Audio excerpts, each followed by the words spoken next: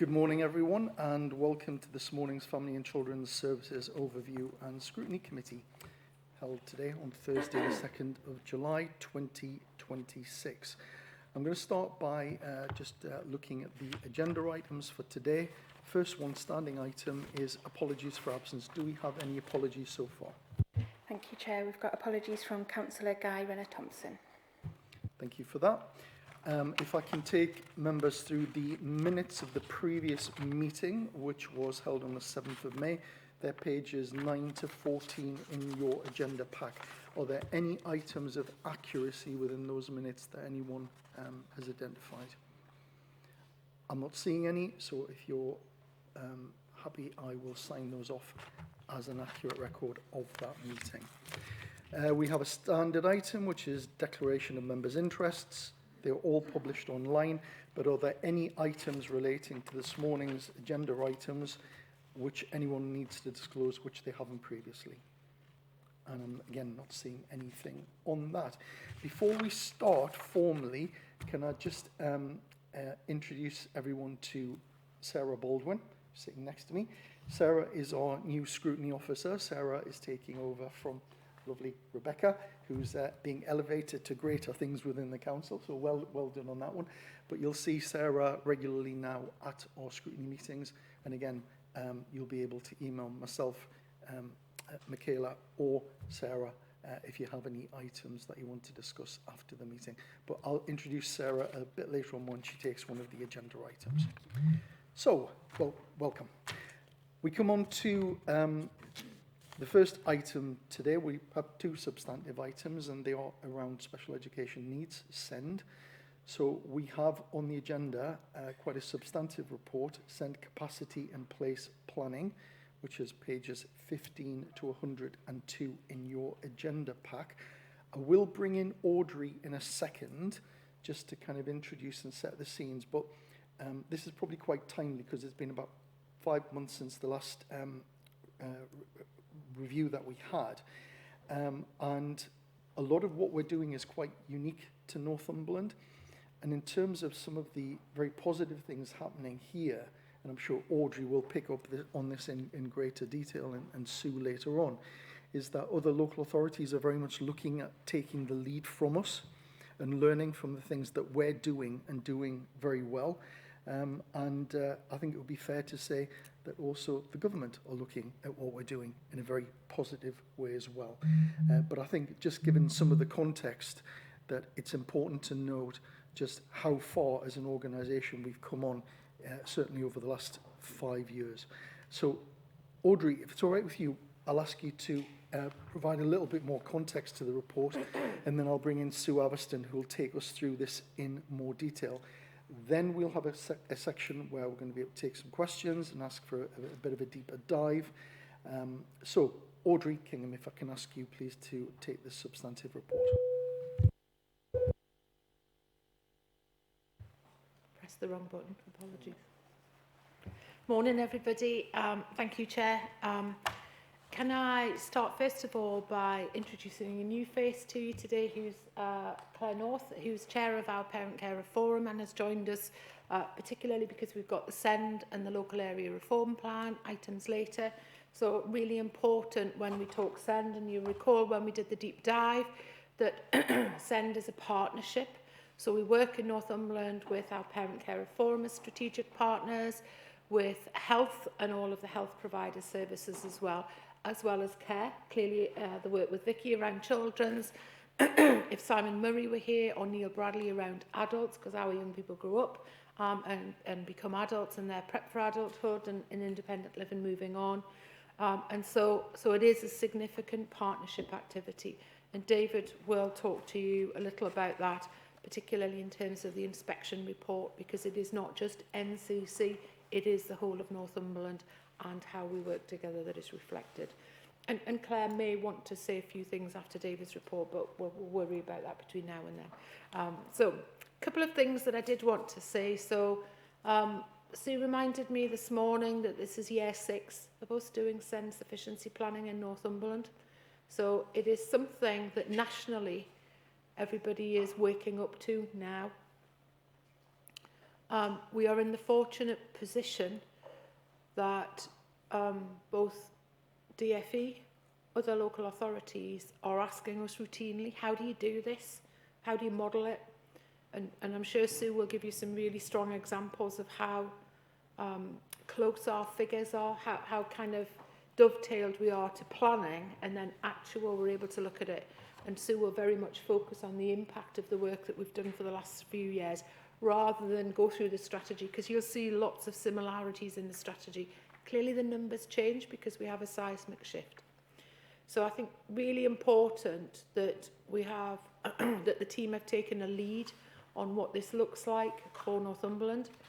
That puts us in a much better position to be able to predict the needs and therefore work with our schools, the state, our partners, our services to help them understand what the pressures may be like in terms of future years around SEND.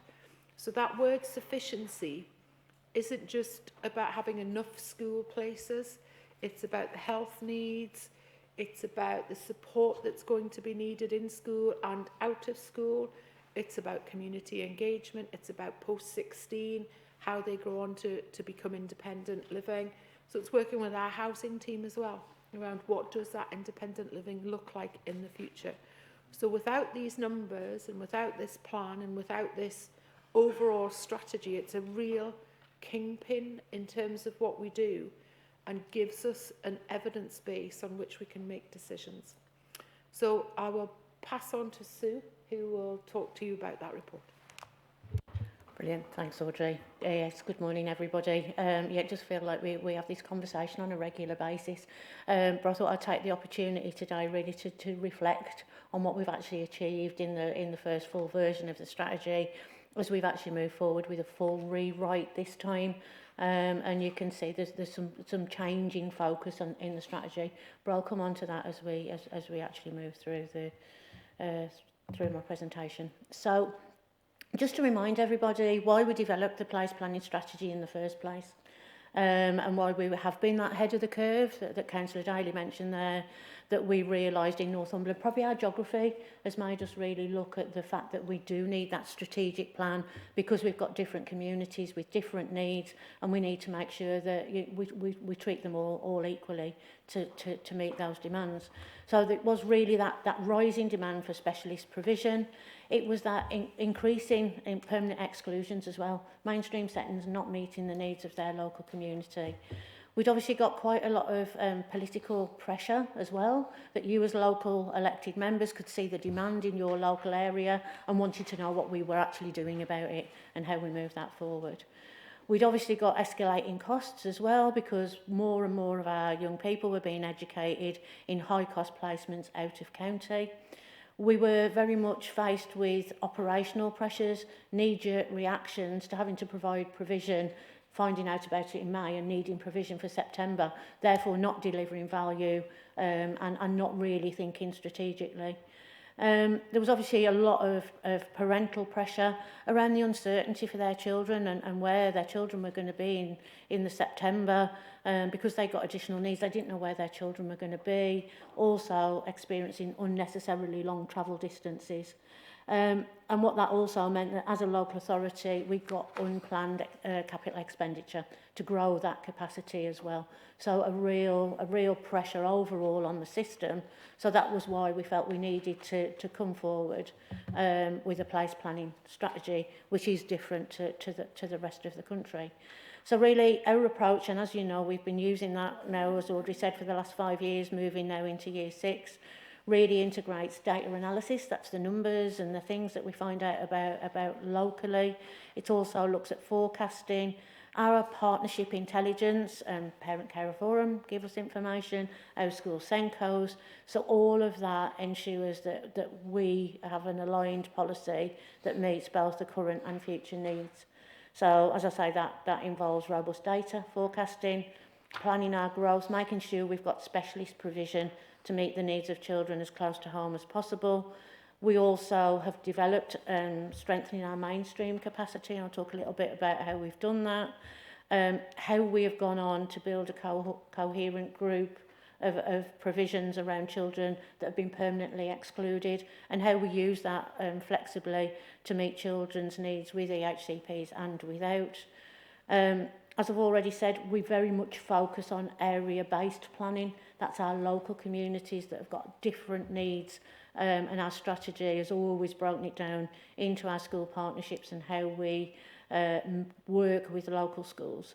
And also we've been very, very lucky. We have got a large sum of capital investment that has both been funded via the local authority grant and Section 106 funding. And again, having a policy that ensures we drive value and contributions right across the piece really has put us in a strong position for delivery. So just a bit of reflection, looking back, I think I probably sat here back in 2022 telling you all that we would need another 700 places by 2026 in our special schools.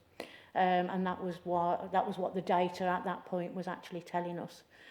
So to date, really April 2026, we did create 779 places. So looking back 5 years ago, we weren't very far off what we said we actually needed. So again, that really vindicates the fact that we've got the strategy and how we actually work. So again, we're currently commissioning 1,963 placements across the county, which is probably about 27 less than we predicted overall in terms of demand. So again, real strong alignment between planning assumptions and actually delivery and what we actually need. So it's something I'm really, really proud of the team and the work that we've done, not only taking the data, but actually moving that into delivery and actually making that difference. So obviously the strategy does set out how we've grown and continue to grow specialist provision within our special schools. But again, we've also invested in specialist support bases within mainstream settings. And some of those 779 places have been created in these specialist support bases. So at the minute, we are commissioning 170 places in our SSBs. But again, there is significant growth and work going on at the moment in order to create further capacity. So we're looking commissioning 244 places in SSBs from September.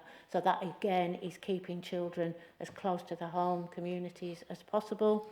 We have got reports going into Cabinet next week that makes a number of those permanent features of their schools as we actually move forward, and there'll be more of that as we move forward.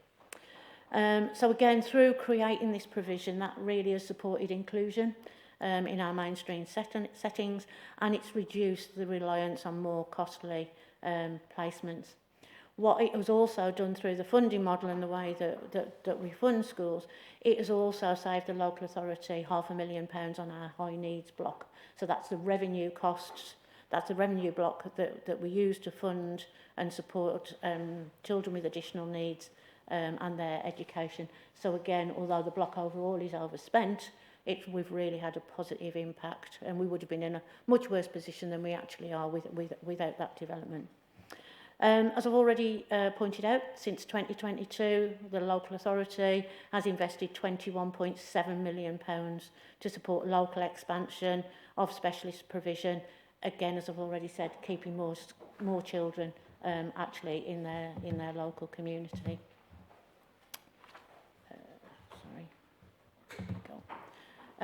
So again, one of the key successes of the place planning strategy has been slowing down that growth of out-of-county high-cost placements.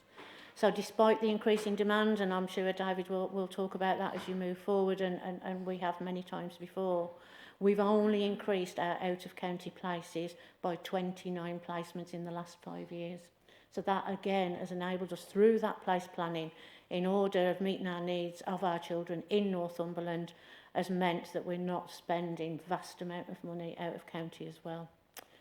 So again, at the same time, the number of commission placements in some of our independent, special and non-maintained schools has also been reduced by 50% compared to 2029. So some of our real high cost placements, very specialist, again, really, really proud that not only have we've reduced that by 50%, despite the demands growing every year. There've also been improvements in terms of our allocation. So again, being able to deliver the right places in the right place at the right time has enabled us for this year, for the first time, to ensure that we've had 100% of our specialist placements confirmed by the national deadline. So again, a real significant impact for parents and children. They know where their children are going to be in February before the September. Transition can be well planned. And our families have got that certainty that they actually need for the next steps of their child's education. As you remember, I think 2 years into the strategy, we introduced the element around alternative provision, because we identified that those children being permanently excluded from school, whilst they may not have an education, health and care plan, they had got additional needs that may have not been identified. So looking at that cohort of learners alongside our EHCP learners has enabled us to grow capacity to actually meet their needs as well. So we've developed what we call a dynamic purchasing arrangement. That means that we can attract providers onto a framework, and that means we've got over 30 providers now on our framework that deliver a wide range of education provision. That's from full-time registered face-to-face provision, that could be part-time face-to-face depending on the child's needs, as well as online and face-to-face individual tuition. So again, really real diverse offer of provision there. What we are seeing in the world of permanent exclusions is that growing demand at primary. More of our children are being permanently excluded younger in their education journey, and therefore we are expanding our framework to find primary age providers so that we can increase that capacity to support them as well. One of the things really to celebrate, because I've been quite a nag over the last 6 years, I think, to our alternative providers about them becoming registered. So that means once they're registered, our learners can have a 5-day offer with those provisions. They are Ofsted registered, they are inspected. So one of our providers actually achieved registered status in January of this year. And I'll talk in a little bit about next steps and what we're going to be doing, but we will be working with one of those providers to expand that provision into Blyth to create another 40-place full-time provision for those pupils that have been permanently excluded as well. So real celebration. So I think you can see from perhaps some of the things I've said there, as well as hopefully what you've already read in the strategy, that you can see the impact of the work and the strategy has done. It's given us a framework, it's given us drive and direction to deliver sustainable growth into specialist provision. It's improved the ability to meet the needs locally. It's reduced the reliance on costly external placements. It's strengthened inclusion in our mainstream settings, and it's delivered measurable financial efficiencies for us as the council. So we know what we've achieved over the last 5 years really gives us a strong foundation and provides the platform for the next phase of the strategy, which is obviously in front of you today. But we now must continue to grow. There is continued growth in demand, but that is also alongside increasing complexity of need. So while we maintain focus on stability and positive outcomes as well. So really the next steps and what are we doing now, or what we're thinking about doing. So this year, obviously the strategy has been updated to take into account the local authorities' SEND inspection, as well as the government's white paper, which again, I think we're really proud of in Northumberland, that we've been ahead of the curve, as Councillor Daly said.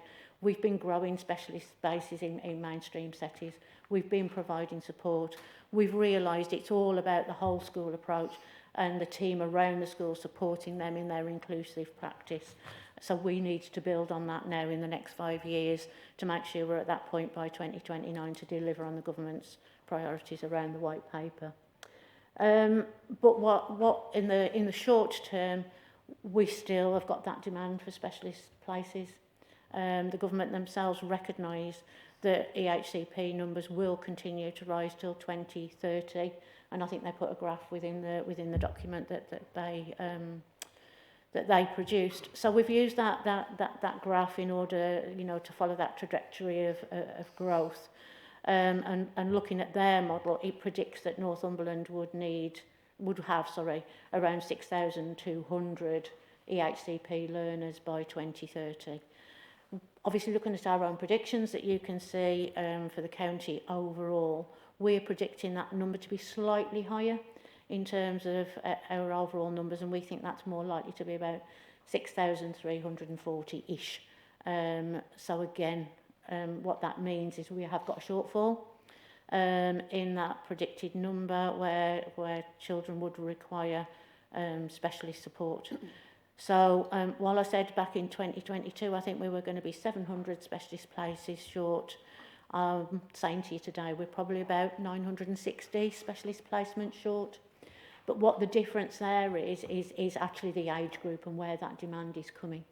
Because out of that 660 odd places we will be short, 440 of those we're predicting will be at post 16. That's that as that age group and that community move through the age groups. So again, you'll notice within the strategy, we've pulled post 16 out as a section on its own, because we know that is a real focus for us moving forward in terms of growth and opportunity of offer, and is something that we will certainly be working on over the next 12 months around how we build on the success of the mainstream offer. So I think really, just to give you an idea of, obviously we're not standing still. We continue to grow, we continue to work. We're working currently in the west of the county to develop an area-based SEND strategy for them. So we're working in 5 working groups at the moment to look at that team around the school as well as growing capacity. So hopefully in the autumn term we'll be able to share more information about how we've worked with the schools to develop that. But we'll see some opportunities for growth and capacity in the west as we're working with all 3 school partnerships. We've already got 2 projects already underway in terms of post 16. So our Northumberland skills team are developing a post 16 offer up in Berwick on the site of Berwick Academy. So that becomes live in September alongside our secondary SSB as well. That will also open initially to 15 learners at Berwick Academy, but all the plans are in place for that as well. We're also just about, I think, in the next week to announce our preferred bidder to repurpose Blythe Civic Centre. The council again has identified £2.9 million being invested in the Civic Centre to incorporate an 80-place specialist needs provision, 40 places for children that have been permanently excluded from school, and 40 places for children with SEND post 16 as well. That's a partnership between one of our alternative providers and Northumberland Skills, supported by the local authority. So we're hopeful that that model will be really successful and something that we can repeat in other areas across the council as those working with partners arrangements becomes really strong to enable us to meet those needs of children as close to home as possible. Thank you. Thank you for that, Sue. Audrey, I'll bring you in because I realise we may have some further contributions from this morning. So, Audrey. Thank you, Chair. So a couple of things just to, I guess, just add to that. So you will have heard David and I talk previously about the development of specialist support bases and primary support bases in Northumberland. We also had a white paper and green paper consultation came out March this year, and included within the papers the policy, the change, the direction and the bill moving forward are independent support bases within secondary schools. All secondary schools have to have those. As you've just heard Sue say, actually our age range is changing and children are being identified younger. We've got more challenges with our younger children. And so that work we've done is really set a very good footprint for Northumberland. We have initially worked in the areas where we have probably the greatest need in population areas, but we will begin to expand those out, as Sue's already said. So again, ahead of the policy and direction, so really helpful, and I am certain you would hear me say the last time that I was quite pleased with the white paper and green paper. I felt that local authorities and those of us who are working within the statutory sender arena have been listened to and have been understood in terms of both the challenges, but actually championing the voice of our children, young people and their families and carers, so that policymakers have understood the challenges. We don't, and I'm going to say we, that's the royal we, because nationally we don't have the answers to everything yet, but we are well placed in Northumberland to be able to respond to those really rapidly. And David will come on to talk about those in terms of both inspection and the local area reform SEND plan later in the meeting. The last one from me is particularly around post-16 and just picking up again on what Sue talked about. So it's really important, our work in our preparation for adulthood group, but also working with our college in Northumberland, a significant SEND training provider, alongside the growth of other aspects such as our alternative provision is so important. The challenge that we've got is that for schools, they have a national curriculum to follow. It's a one-size-fits-all, and our children do not fit a one-size-fits-all. So our ability to use that model with our alternative provision really benefits our children and young people. And I had the pleasure of talking to the whole partnership and network on Monday afternoon this week. So they work with hundreds of our young people every day of the week, keeping them in education. That's really, really important. We want them to be in school. We want them to be in learning. We want them to be in training, whether that's with our alternative providers or our schools, settings, etc. But knowing where they are and helping them to get to the next stage is so important, that we help them on that journey to get to a really successful post-16. So some really good work. Sue's team have done an amazing job, supported by everybody else, and actually you know, all of our partners have contributed to this strategy over time and built it and developed this. It puts us, and I hope that you feel assured that what you are hearing is that the hand is very steady in terms of our SEND place planning. The numbers are very strong, and it really gives us some strength around knowing that we're using evidence to make our decisions moving forward.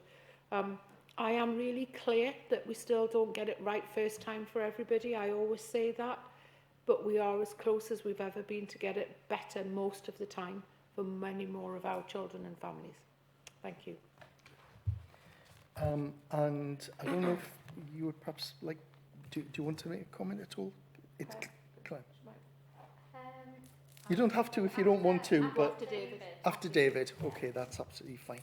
So what I would say before I open this up to questions from people, I think if you have a look in your report, it's page 35 on our writing, but it's page 13, it's section 2. It's the correlation between the government white paper and Northumberland's SEND and AP strategy in place planning. And I think what that really does demonstrate is the fact that, as Audrey said, we've been listened to.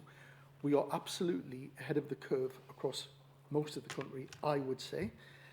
So it's good that the government have absolutely listened and looked at what we're doing. And I think Audrey's somewhat hiding her talents and the team's talents under a bushel here, because I think, Audrey, you're helping to develop the SEND strategy across the region as well, as part of ongoing work. And it would be fair to say we're not saying that absolutely everything we're doing here is right.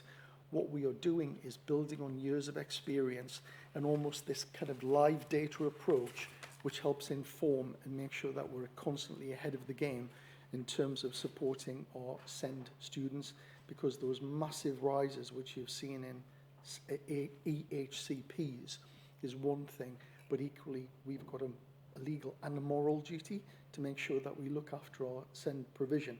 And I think that this gives me huge assurance that as an organisation, and we've used this phrase a lot in facts, we understand ourselves and we understand our communities and we work with, and very much that partnership approach I think is really important. But I think it's really good that that has been flagged in this report as the absolute important link between what national policy is emerging and what we've been doing for a number of years and how we've helped to inform that. So that was just useful to mention that. I am now happy to open this up to any questions. So Councillor Green, Fairless, Aitken and Hill in that order, and Jackson. Thank you, Chair. Thank you, Sue, for the report. What I'd like to just point out, and I'm sure you already know when I get to the punchline, is that the government has got a projection that goes from like 4,000 to 6,000 in 30-31 and then drops back down again. That's on their figures, which is a 50% increase. Going to table 26, which is based in Ashington, and it might be apples and pears, but their prediction is going up 300%. What I want to make sure is that we don't agree to the government's funding model for the next 5 years based on what their prediction is, because they just happen to have a cliff edge and it all comes down. And if we're identifying people with problems younger, ours isn't going to come down so quick, ours is going to be going up. So I just want to make sure that you're aware of that, which I'm sure you are. Thank you. Yeah, we obviously are, and I think one of the reports David will talk about is how the government are going to monitor and hold us to account for our numbers. So it will be an ongoing conversation. So hopefully that will impact the finances as well. But David will cover that in his report, I think. Good point. Councillor Fairless, Aitken. Yes, hi. Thanks for that, Sue. As ever, ahead of the curve. And the 2022 places have been met. Well done on that. That's absolutely incredible achievement. Obviously, the growth is, as we know, fairly unsustainable, though, by the looks of the charts. My question is, obviously, back to page 35, and you did touch on it, and getting ahead, I'd love to see that page with more of the west and north in there. You mentioned Berwick, you mentioned 5, I think, hubs in the west that you're currently working on for the autumn. So that is, I want to see that on that page at some point. That would be great. But obviously we need to test it out in the highly dense areas. I totally get it. But, you know, yeah, please don't forget us. Put us on the map. So that's my first, not really a question, but because you did address it. The second one, though, I'm a bit concerned because obviously the strategy is great and we're getting ahead of the white paper and everything.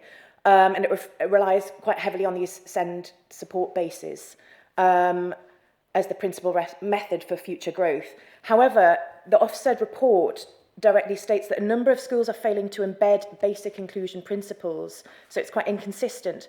So can the council justify rolling out these hubs when so much variability and school commitment remains unresolved?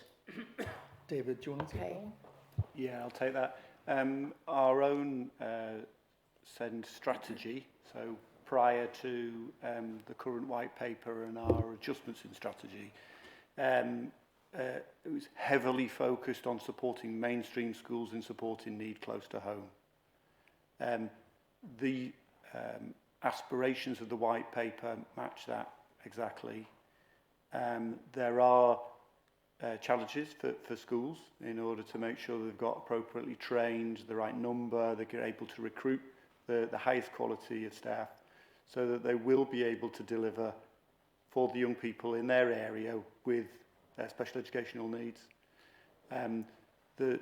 Just back to Councillor Green's point as well about looking at some of the numbers, the predicted government fall in EHCP numbers isn't predicting a fall in the needs of the learners in Northumberland.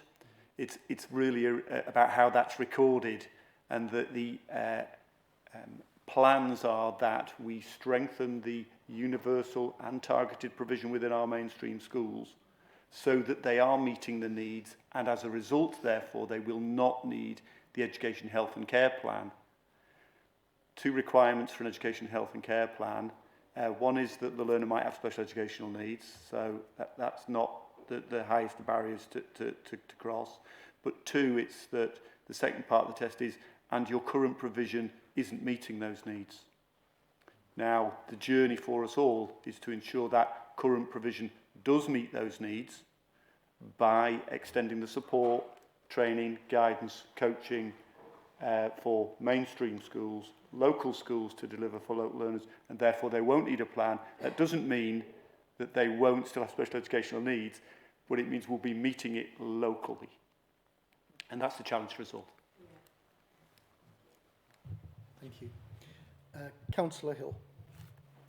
Thank you. Can I just ask, I've got a general question, but just a quick point of clarification. The SEN unit, the 40-place SEN unit opening at Berwick Academy in September, will that be a porta cabin?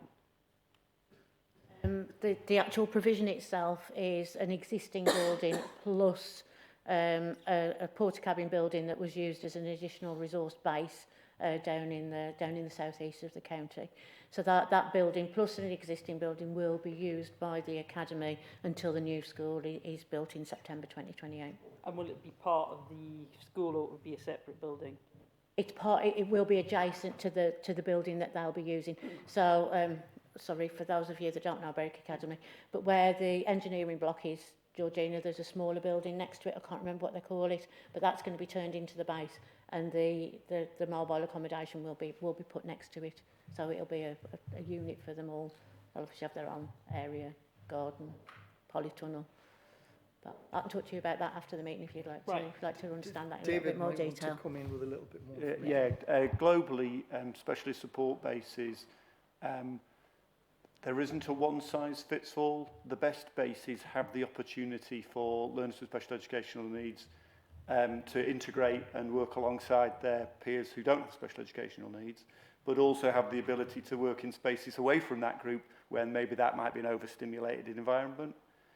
So having the flexibility of doing both integrated work and external work, I suppose, but on the same site, that's sort of the cornerstone of what you want all bases to have, that capacity in order to do.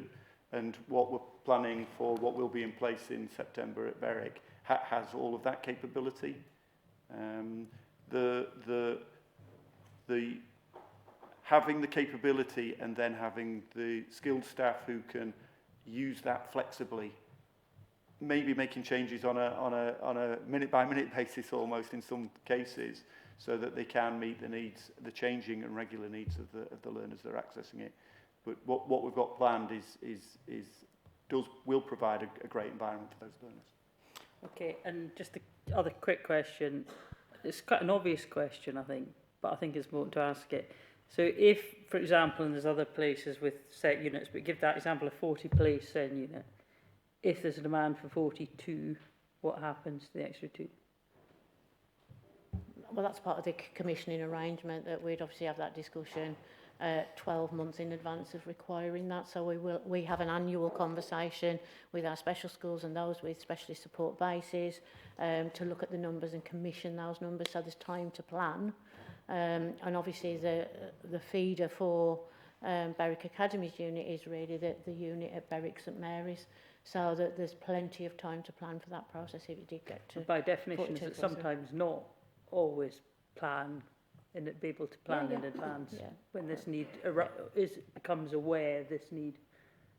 And there's flexibility both in the provision that we're providing for this September, as well as what will be provided in the new building, in order to increase those numbers if required. So are you guaranteeing, are there some circumstances where they would go, and not just anywhere else, have to move away from the local area, or you're absolutely guaranteeing nobody will move, whoever will have an option to be in their local area? You can't guarantee that everybody's going to be in their local area. Right. What you can, guarantee is that you find the right provision for the child as close to their home as possible. It isn't about one provision meeting every gambit of need. There will always be a requirement for some children with profound and multiple disabilities to be educated in very specific provisions. So, our out-of-county providers that are very, very specialist, I can't say to you sitting here, we will never use them. If it is right for the child and meets their needs, that's absolutely the decision we need to make as the commissioners of the provision. Okay. We strive to meet it as locally as possible, but we always have to have the child's needs at the centre of every decision we make. And can I just ask my general question, because I think it's just a quick clarification. David wanted to come in, I think, on this very Oh, specific sorry, point. David, and then So, I'll come David. back. Yeah, sorry. No, that's fine. Yeah. I mean, what you're pulling at is the exact reason why we've got this strategy, so that we are predicting the numbers going forwards. When we first started it, we used a set of formula and expectations, what we thought was going to happen, and we check every 12 months. And we've been pretty close to the numbers. Sue's mentioned a few just in her presentation, where what we predicted is what's occurred, or pretty much so. Specifically for the specialist support bases, what the model of our implementation strategy has been to over-commission. So it's likely that the numbers that you might see either now or in future reports for new bases as they approach, the numbers quoted actually we're not expecting to fill them all, because there is some benefit of building up slowly to that extent. But at the same time, though, we're trying to avoid getting the numbers wrong, having 200 learners suddenly appearing on the page and us not having the facility. That's what the strategy is there to avoid. But if we also, I would say, have a pretty decent track record of where numbers have increased, or there's been a particular need that we are still able to do bespoke stuff, that we are still able to, the fact that we're not firefighting in quite so many places possibly means that we are still able to adjust and adapt when maybe the numbers don't quite add up, or we've got a parental request which is really legitimate and that we're duty bound to do our very best to meet. Okay, and just finally, and I'm referring to something that's come up before, and it's about a national debate about overuse, for want of a better phrase, of classifying children needing special support and being in education plans and things. So the question is, are you concerned that there are children, young people on plans where it's not necessary or desirable for that individual? Do you think that there's some people in that situation, and what could we do about it if that's the case? Currently, we're tied to the statutory requirements for education, health and care plans as described in the Code of Practice. There's a two-part test. In Northumberland, I believe we apply the two-part test absolutely accurately. To not do so and to stop a learner from gaining an EHC plan, it is currently their right in law if the two-part test is met, and we've got a 20-week process which rigorously explores that. So I would stand and say that every learner in Northumberland that has an EHC plan needs that EHC plan, and I'm proud to be able to deliver it. You don't have any concerns about following policy that every single person on this, it's necessary for them and desirable? Yes. You do, okay. Right, thank you. Councillor Jackson. Right, Mr. Hodgson.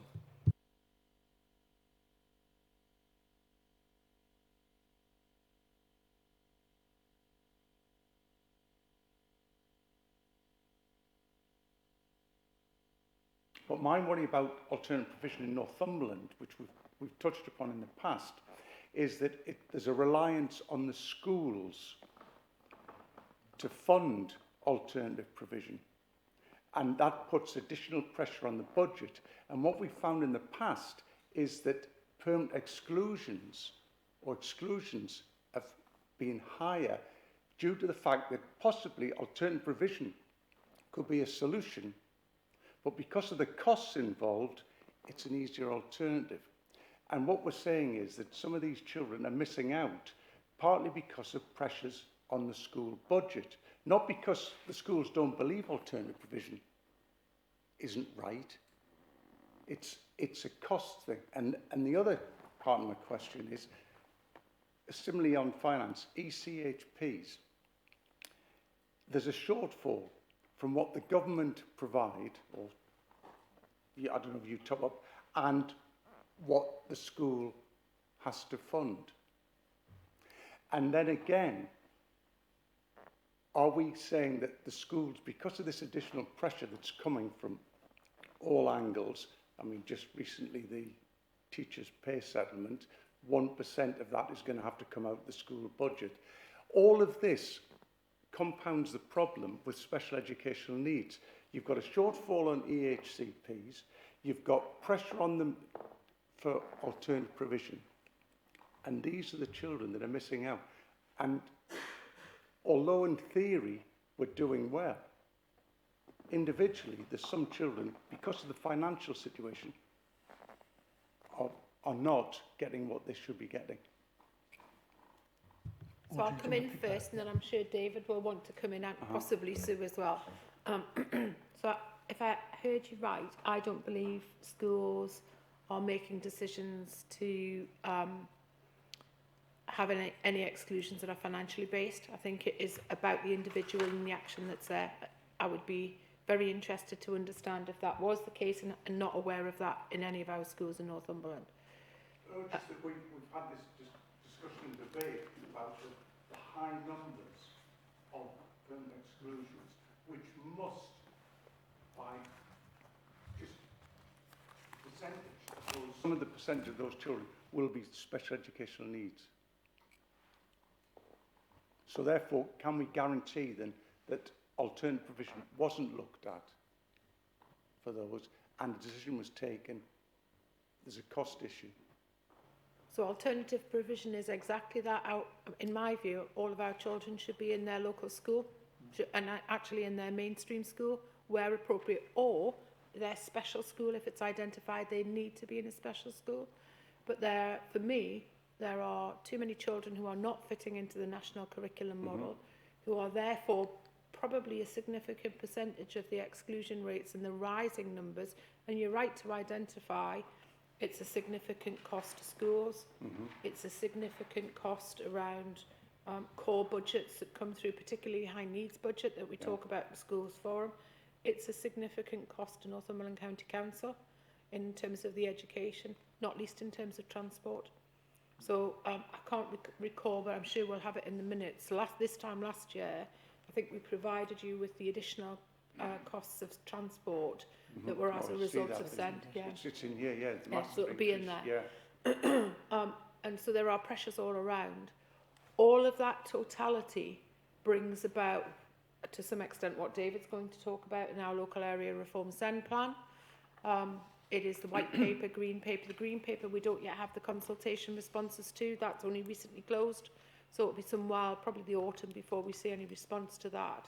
And I suppose where the policymakers are trying to see the totality of the challenges that we've all got, because it's not just Northumberland, this is every local authority. We are not unique, we're not a standout from any other area. And in many ways in a better position as a result of some of what Sue's already talked about and David will talk about. And actually we manage our finances pretty well in terms of both our school budgets, so our school leaders are very good at that. Our schools forum are very good at understanding where the challenges and pressures are and work together. That's not that they don't ask us to do some difficult things, or we ask them to do some difficult things. All of this money, whether it's high needs budget or central schools budget, wider DSG monies, our dedicated schools grant, apologies for using the acronym. It's all for schools actually. The issue for me is a greater proportion of pupils now have either SEND support or an EHCP, and therefore that's where we're seeing the pressure on all the funds everywhere. So just Do you want to come in, Sue? Could I just comment? Yeah, Yes, one of the things that we do in Northumberland, I'll take your point around schools using permanent exclusion as an alternative to AP. So what we have got in Northumberland is an inclusion panel. So that's where any school in the county, whether you're an academy, whether you're a local authority maintained school, can come and attend that multi-agency panel. It's made up of health colleagues, of some of my team in terms of inclusion, some of our SEND team around Hint and Lint, around schools coming and asking for support. That can be financial support to access alternative provision. Some of our alternative providers sit on that panel as well, but we talk about the individual case around the individual child and what is in the best needs of that child, understanding their journey through health, through care and through education to make that decision. Sometimes that is financial, direct support to the school that is asking.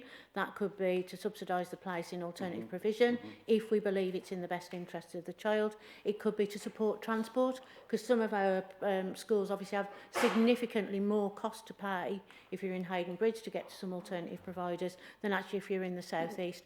So it's very bespoke, but the opportunity for our schools to come and ask for that support to ensure that they don't permanently exclude based on finances is a mechanism and a safety net that's in place to ensure that doesn't happen.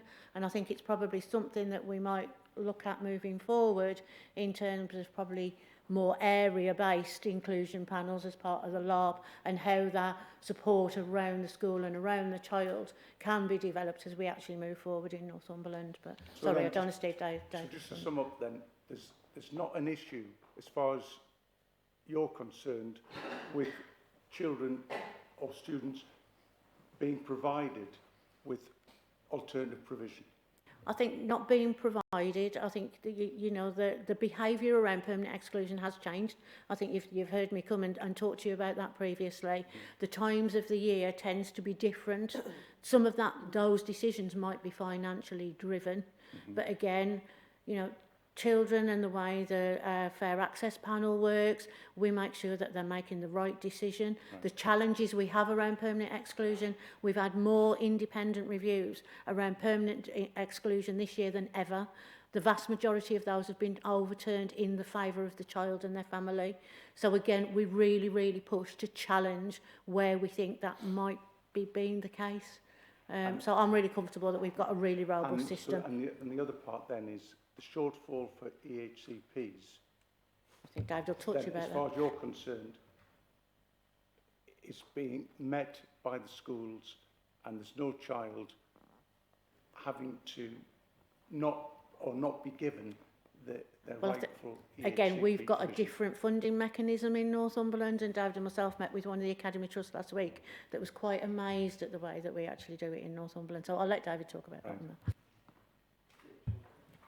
So this is going to sound a little bit odd, but the cost of providing for special educational needs and the costs of providing an alternative provision for a learner that might be at risk of exclusion shouldn't be a consideration.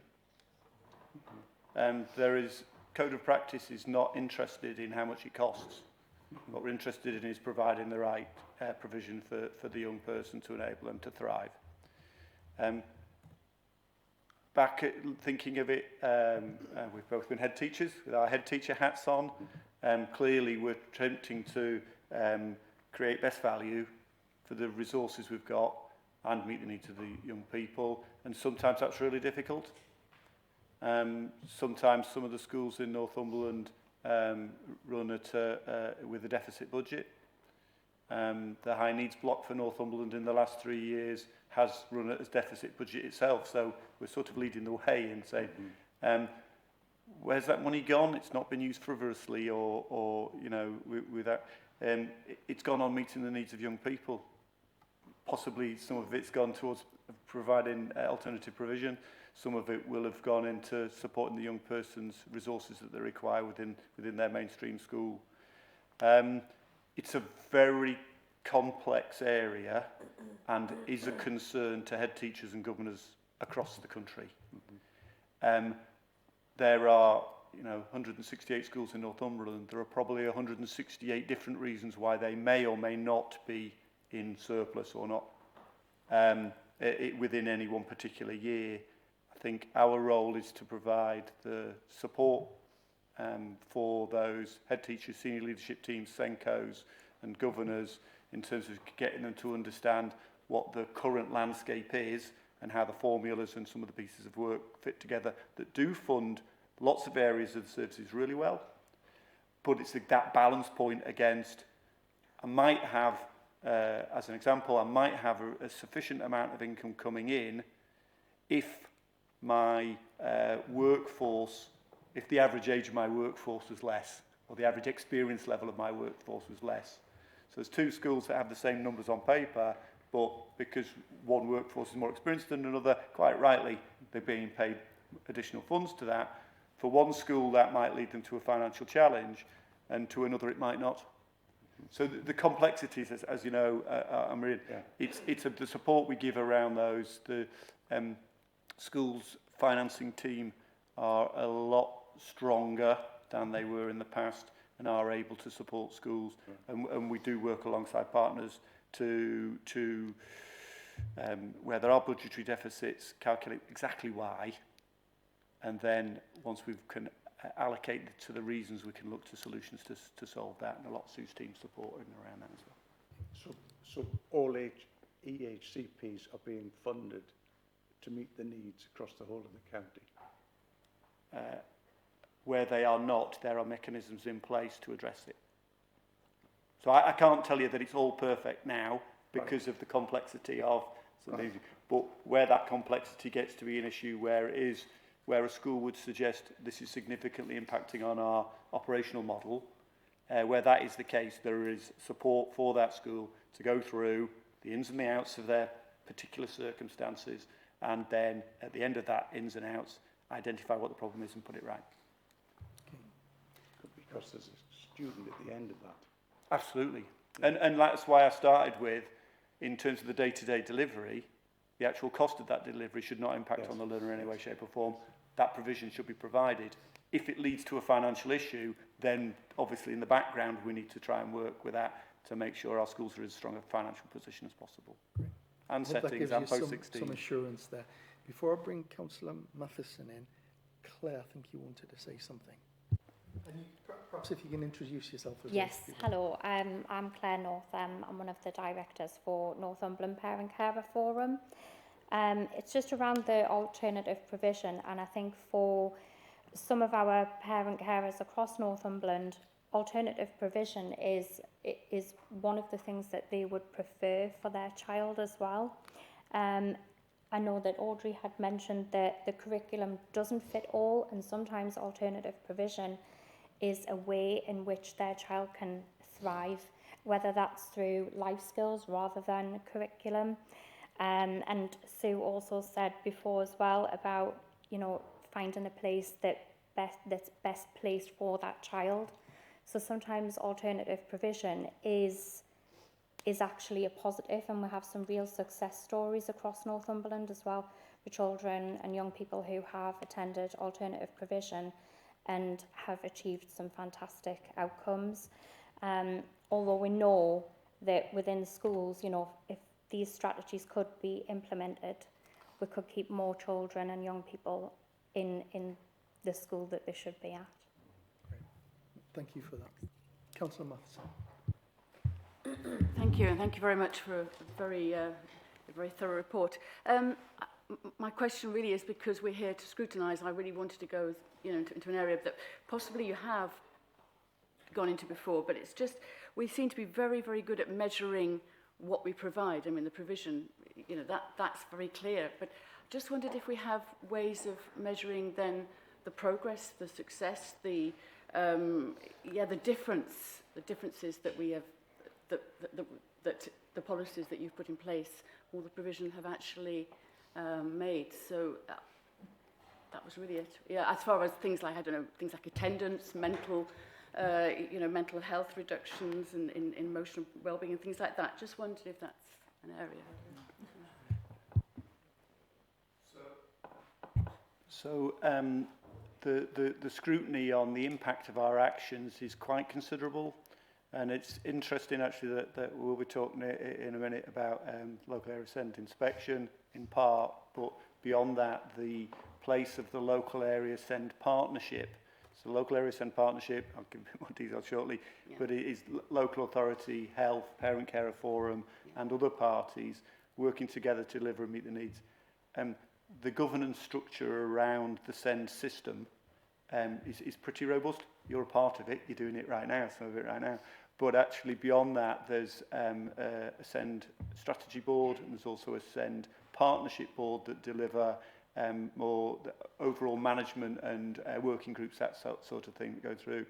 Now, they meet twice termly and some of the working groups much more than that. And part of every agenda item is a scrutiny of the impact. So we have a huge suite, a data suite, which indicates how well we're doing, whether it's attendance, whether it's number of learners we've got who are electively home educated, it's the overall numbers of EHC plans and their predicted growth and so on. It's about the finances that go into that. There's and the other element that I'll speak about shortly is the formulation of our plans going forwards. We actually do have some set milestones around those metrics, which we will be held to account in meeting, both internally from yourselves, through the SEND boards, but also through regular termly DFE catch-ups. Content with your answer? Good. So, I'm keen to move progress. Sorry, Councillor Susan. It was a quick one. I was quite excited by page 28. Obviously, we want to meet need close to home, but it's not always possible, especially in the west, with travelling up to Blythe. So, and we know that obviously the big hole in the budget is a huge part of it is these transport costs. So I was really excited to see that the new SEND travel advisors, I think they are, transport advisors, have recruited 70 students, which is, you know, and using a various mechanisms to kind of take them from stage 1 to stage 2. But it does suggest that the parental concerns about moving children to stage 2 was identified as a barrier. And I'm just wondering, you know, have we got any sort of targets around that as to how many we can move up to stage 2 to graduation? Because I think obviously cost saving would be brilliant for you guys. And just what is happening there to be able to allay those fears, and maybe can we have something quantifiable to see who's moved on from that at some point? I think, again, it's about internal relationships. So part of some of the success of the strategy has been creating posts that we have in my team called Choice Advisors, and they're people, individuals that go and support parents. So again, aligning Choice Advisors with the travel trainers. We're also getting some transport advisors as well, joining the team in September. That means that they will be working with parents to get over those fears, to promote that independent travel, and look at alternatives to an individual taxi from door to door. So it really is a drive for the local authority to reduce that reliance. And it's not only about cost, it's about that independence and that preparation for adulthood. So there's some more resource coming in September to support us with that, which again, obviously we do realise it's going to cost more money, but actually spend to save in the long run. And it's not about only financial savings, it's also about that preparation for adulthood that I've said. So yeah, we're on it and got plans in. Interesting that it's the children seem quite excited to be on this independence scheme, and the parent reluctance is something that I find quite really interesting. Yeah. Thank you. Okay, thanks. Just to say, actually, having in my previous role been principal of an FE college with hundreds of young people, the biggest challenges were often the parents, and I mean that respectfully, and it's not that they're a challenge, it is that it's a change, it's a step, and so actually that adds fear in when it's an uncertainty and it's different. So it's our role, thinking really carefully with what Sue said about parent choice advisors, helping them understand what the choices are. So our role is to work as much with parents as it is to work with children, young people. And actually, we've got some brilliant advocates in our Parent Carer Forum. So actually, we use the expertise, and we need to do much more of that around what could this look like. If any of our parent carers, and we work with a number of groups, this is our strategic forum, but we have a group in the west that we work with, a group in the north. So using those connections and contacts is an absolute for us in terms of giving that level of confidence. We wouldn't want either a young person or a parent carer to be in a position of discomfort in any way, shape or form. We want them to feel really confident, really assured that, and it's that word safe, isn't it? And that doesn't necessarily mean around safety. It's are they independently safe and, you know, not vulnerable in any way, shape or form when they're independent out there. So it is a work in progress. We've got some great early work, really early, strong impact, but we've got lots to go on this. Great. I'm going to move progress. Mr. Hodgson, final comment, and then we'll draw a close on it. Can you pop your microphone on, please?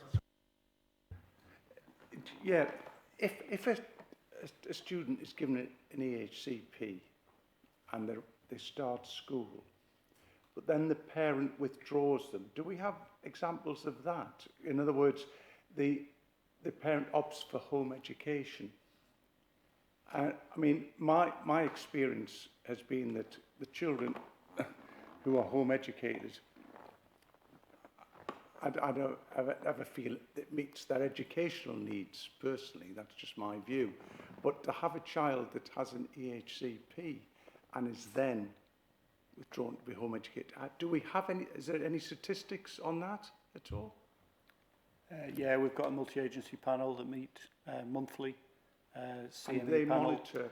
They monitor right, all that. right. Education and welfare team monitor all of the electively home educated learners, which will include some learners with the HC plans. That focus, it is a parent's right to electively home educate if they wish to do so. Yeah. So, and I don't think any of us would wish to take away the rights of parents in any way, shape or form.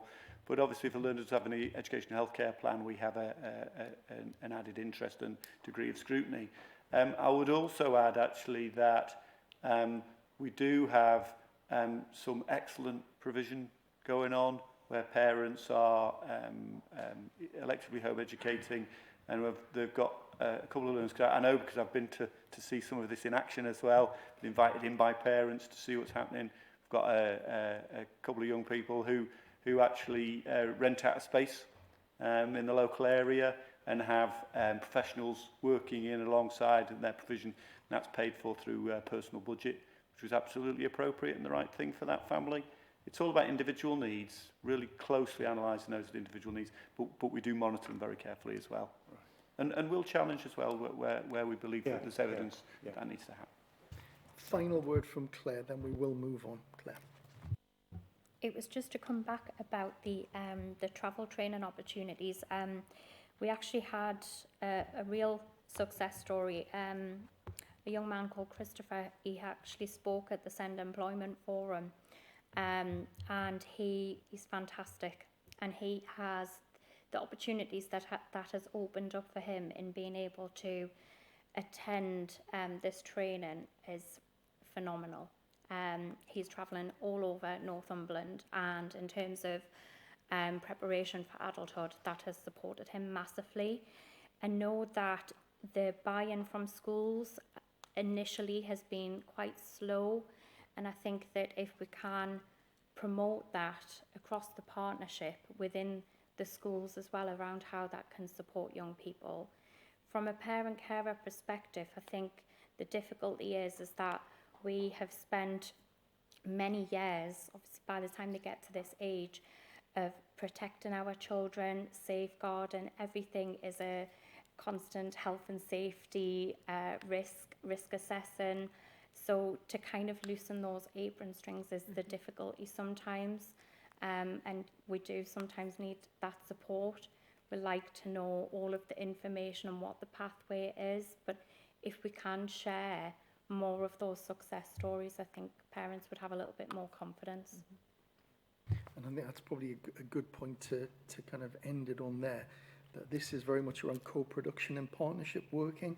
So that point about transport, that yes, there has been a hike in transport costs, but actually what we've got to realise is that these young people will end up in the world of work in some way, shape or form, and need to have that ability to be independent, flourishing, economically active members of our community. And this is a great way of the council with others working together to help them to do that. But I think that's a very good point, Claire, about let's maybe take some really good case studies and show many of us here might be parents. You want to look after them. Mine are in their 30s and I still think they're my little babies, but you still want to look after them. But I think this is a really good way of identifying partnership. So what we've been asked to do is to have a look at the report, which we've done, to deep dive and to scrutinise. I don't think there are any additional changes or any changes at all that we would make to this report. So on that basis, I think we're happy to endorse this report and for it to move on to the next stage, which will be published and going out to school. So thank you very much, everyone. And Sue and the team, please, well done. You can have 5 minutes and a cup of tea rest before you start next. Okay, we're now moving on to item 5 on the agenda, which is the report and findings of the area SEND inspection of the Northumberland Local Area Partnership, February 26.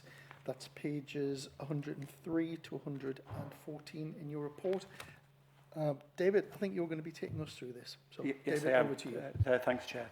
Morning, everybody. Great to see you. Really, I've got a tale of two halves here. The first section is a review of the findings from our SEND local area inspection, Ofsted and CQC inspection, and then the second part is talking about our plans that are currently in place that we are working on as we speak, and also those plans for the future. So a bit from the inspection and then more about how we're going to meet the needs identified within the white paper.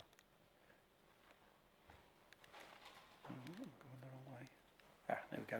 A little bit of background, specifically revolving around the inspection first. So, Northumberland County Council as a whole and the ICB for the North East are jointly responsible for the planning and commissioning of services for children and young people with SEND in Northumberland.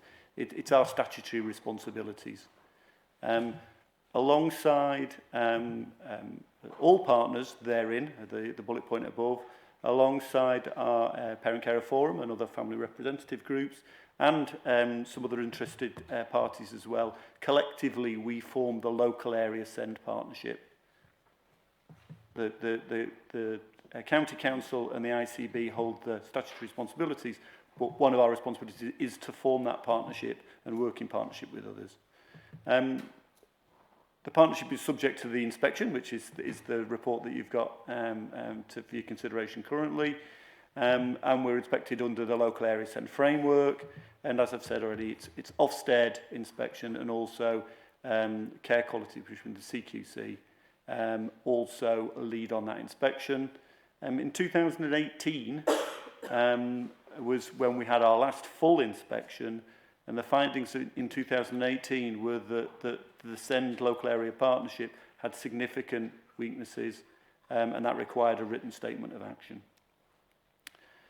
Since 2018, there have been annual engagement meetings with Ofsted, termly updates with regional DFE, monitoring the progress of the SEND system. In May 21, we had a revisit on the basis of the 2018 outcome. And the judgment at that point was found that the area had made sufficient progress in addressing the 3 areas of significant weaknesses identified in the initial inspection. One thing that you'll find with these particular set of Ofsted reports is they're not overflowing with eloquence in terms of their praise,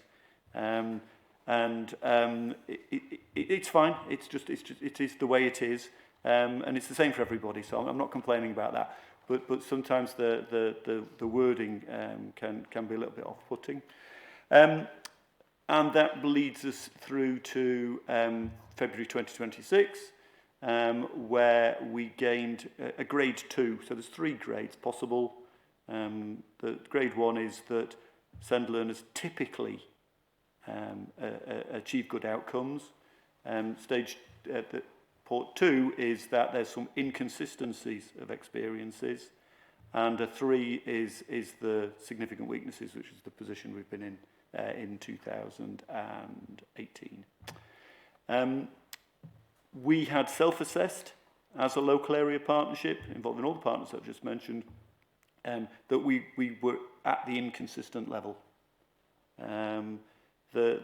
We can all highlight areas where things have improved. We could all highlight areas where there's high quality delivery. But at the same time, in line with the framework, which shares our high aspirations, we couldn't necessarily hand on heart say that everybody was getting the experiences they required, and as a result it was legitimate to self-assess at that point, and the inspection agreed with us. And you'll see in the next couple of slides that there is lots of effective areas of practice, and I'll list them and we can discuss them in a moment, but there are also some development areas, all of which we had identified prior to Ofsted coming in. So I think that indicates again in terms of our knowing ourselves well, knowing where we are on the journey. We've still got a distance to go, you know, it's a complex journey as well, but we have identified that pathway. And one of the strengths of our partnership is our open and frank discussions between all partners, education, health, social care, parent carer forum, etc. We all keep each other on our toes, and we all do so respectfully and purposefully. And I think that is driving improvements in the areas that we need to improve in. And then the last point, just on the background section, is I think updated verbally at our last meeting, but there's been a lot of work going on in order to develop a local area send reform plan. This is a requirement from the white paper, and that's really what the second bit of it is about, is the plans of what we're doing and what we're going to do going forwards. Lots of effective things operating across Northumberland, some of which have been shared with yourselves at previous meetings. The local area partnership knows itself well and draws on a range of information. Our database is significant and extensive, and we use that on a regular basis across the boards I've mentioned before in order to improve outcomes.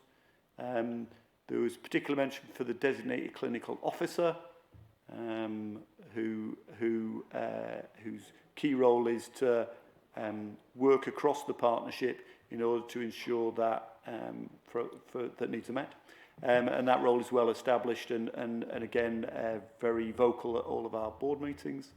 The partnership has a clear joint pathway assessment for neurodevelopmental needs. Neurodevelopmental needs is mentioned in one of the areas for improvement, but the body of the report recognised that great strides have been made in that area. It's another good example where health in particular had identified an area that needed work, adopted the work, and therefore that's been noted as effective, but we're not quite there yet, and therefore it all remains as an area for improvement. And I think it's a little bit of a model throughout the whole inspection, if you read between the lines as well as reading the text that's there. Strong oversight of children with SEND who are not in employment, education or training, and that's an indication towards our preparation for adulthood work, which again has been an area for improvement in the past and is really showing some traction, and that showed through in the inspection process. We work very closely with school leaders, and they're represented across the boards, and we, in terms of any development or improvement, the schools, early years settings and post-16 provision are all key partners in supporting the co-production of work and direction of travel. Leaders and practitioners in early years settings and schools appreciate the wide range of training. There is a significant training programme across Northumberland. Education, health and social care working together in many cases. Parent Carer Forum have a training programme, and that again is probably a good one of those where we've recognised need, put resource in to improve, but we also have further improvement plans in order to knit that together and provide as comprehensive a support system from a training perspective as possible. Schools receive guidance to ensure that ordinary available provision meets the needs of most children and young people with SEND. This is another one. I'm going to sound a bit like a scratched record here, but since we were inspected, we were already reviewing our ordinarily available provision. It's a supporting document and a way of working for our schools, but we recognised that it wasn't as embedded in all schools as much as it should be, and some early year settings and some of our post-16 provision, and therefore we wanted to rewrite, redraft, and therefore re-influence that provision to improve it further. Special schools value their strong working relationships with health and social care professionals. The role of our special schools as a strong part of our SEND system is they've always been a really strong element, and I actually think that they've grown and developed further and will be even more influential in terms of outcomes right across the board, not just the excellent work they do within their own walls. The partnership works closely with AP leaders to monitor attendance and engagement of children using the AP. This is a reflection on Sue and the team's AP framework, not both in both commissioning and quality assurance. Though again, we've got actions to keep considering quality assurance across APs. That was already in place. It was already a part of our plans, so it wasn't a surprise that Ofsted noticed it, because we told them we were doing that, and they've recorded it in the report. We've got 4 areas for improvement. The first one is we identified and noted improvements in neurodevelopmental assessments, but that we wanted to do more. So this is a good area for improvement. We'd identified it, we wanted it, and we were doing it anyway, whether it said it in this report or not. The second one's about our partnership engagement with all schools across the area. Again, this is well linked to the strategy we had previously, and also what I'll go on to talk about shortly, which is our plans for meeting white paper expectations, and that is absolutely embedded in inclusive practice in our mainstream schools, with the additional knock-on effect of additional support for those with the very highest of needs. Number 3 was AP, again, picked up because I would suggest because we'd highlighted that we wanted to continue to develop our AP practice and the provision to ensure it's of the very highest quality, because we know it's needed and therefore we want it to be the very best it can be. And then the last area for improvement, again, is actually targeted at really around communication, around the partnership itself. It's a very complex system. Loads of great people are very embedded in doing the thing that they do and doing it very well on a daily basis. And we've got to work collectively together just to make sure that everybody that's doing the great thing that they're doing on a daily basis is also aware of the great things everybody else is doing, and also therefore aware of some of the things where there might be gaps and where things might slip between the cracks a little bit, and actually extending that knowledge across the SEND system so that every professional and let's be honest, every parent, every young person goes, actually, I see how it works and fits together. I see where my place is and the pathway and the route that I'm doing. And so, again, we welcome that as an area for improvement. I don't know if we want to have a pause to talk specifically about the inspection and its findings, and then we'll go on to speak more about plans going forward. So I've got a question, then I'll bring Claire in. So when you had the feedback from the inspectors, because they normally bring you all into a room, was there anything that they said that you went, oh my God, I can't believe that we're doing this and I had no idea? Was there a shock in anything they'd said? Nothing. Not one thing. We were. It would be fair to say we were disappointed they didn't look at some of the areas we would have liked them to have looked at,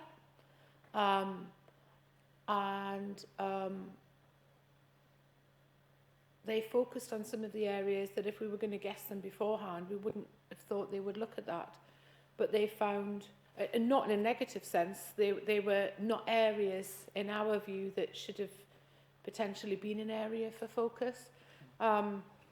The team worked really well. I have to say the partnership, it is a really significant, complex matrix timetable to try and corral the whole partnership into 5 days on site. So all of our services along the stretch, including our parent carer voice throughout, our young people, we upload thousands of documents. That goes in week 1. That's all the core information that's in the framework. They then also request all of our student records, pupil records. From that, they choose 6 cases to deep dive, and they follow those cases all the way through, assuming parents will give consent. And if parent carers don't give consent, they have to give us another name. So they get the information, and then they they must use an algorithm to pull out the whole matrices of making sure they've got different ages and special aspects they would like to look at. We weren't concerned at the 6 cases that were chosen in any way, shape or form. All partners came forward, engaged.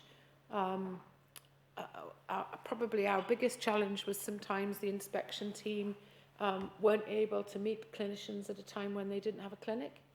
And so some robust conversations from David and I around, we are not going to ask clinicians to step down families and children from appointments so that they can talk to you. We need to rearrange the diary. So there were some robust discussions, but there was absolutely nothing that they said to us. Just surprised they didn't ask us different things, more things, I think would be our view. Great. Thank you for that. Claire, can I bring you in? The inspection was to give all of the parent care reviews across Northumberland. We'd done a survey which went out to parent carers in September, and a report was pulled together in December, which fed into the inspection. We also encouraged our parent carers to complete the parent views, and we attended all of the inspection meetings as well alongside our strategic partners. You know, we're the parent carers that are living this every single day, and whilst things can look great on paper and we've got all of these strategies which, you know, they look great, however, it doesn't necessarily always work out like that, and we kind of pick up that gap and we bring those views along. We're involved in the priority groups and we bring those views and we make sure that they're on the table for all of those professionals to hear. So yeah, I think there was no surprises from parent carers in terms of the outcome of the inspection. I think what's important is how we carry those forward, and that we give reassurances to parents and start building on that relationship that things are going to improve. Thank you for that. Does anyone have any questions on the Ofsted report before we move on to the second part? Councillor Hill, Councillor Fellis-Aiken.